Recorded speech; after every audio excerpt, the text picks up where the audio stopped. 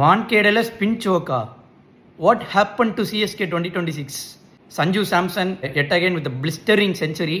ஒரு ஃபர்ஸ்ட் 50 வந்து குவிக்காக வந்து அடிச்சாரு, 25 பால் 26 பால் அடிச்சாரு. ஆனால் அப்போ சப்போர்ட் வாஸ் தேர் அந்த other and Ruturaj started well but he got out. ஆனால் அதுக்கப்புறம் சஞ்சு சாம்சன் வந்து showed the other side of his game. இன்னைக்கு ரொம்ப ரொம்ப மெச்சூர்டாக ஆடினாரு. இந்த Sanju Samson is a dangerous version for other teams, I am telling you. ஏன்னா இன்னைக்கு வந்து எல்லா பாலும் அடிக்காமல் எந்த பால் ஆர்க்கில் இருந்துச்சோ அந்த பால் மட்டும்தான் அடித்தார். எந்த பவுலரை டார்கெட் பண்ணமோ கரெக்டாக டார்கெட் பண்ணார்.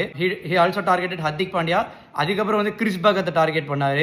பும்ராவை ஒரு பார்த்து ஆடிட்டார். அண்ட் மற்ற பவுலர்ஸ் எல்லாமே அடிச்சு ஆடினாங்க. அல்லா கசன்ஃபர் நல்ல நல்ல இன்டர்வல்ஸில் வந்து விக்கெட் எடுத்து கொடுத்துருந்தாரு.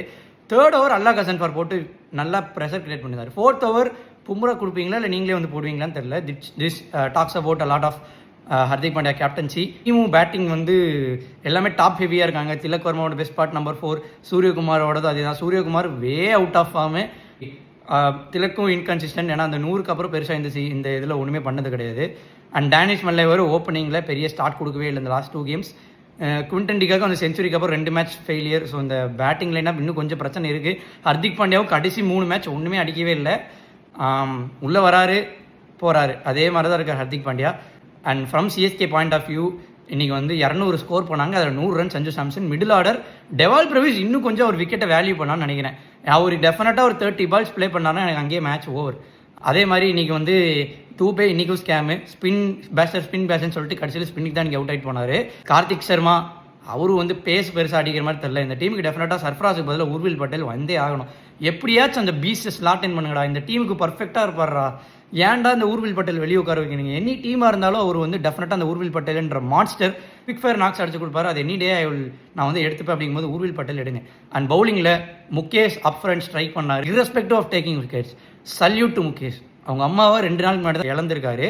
அண்ட் அதுக்கப்புறம் ஃபீல்டுக்குள்ளே வந்து takes lot of courage, lot of respect to Mukesh Kumar. Hope your mom is வாட்சிங்.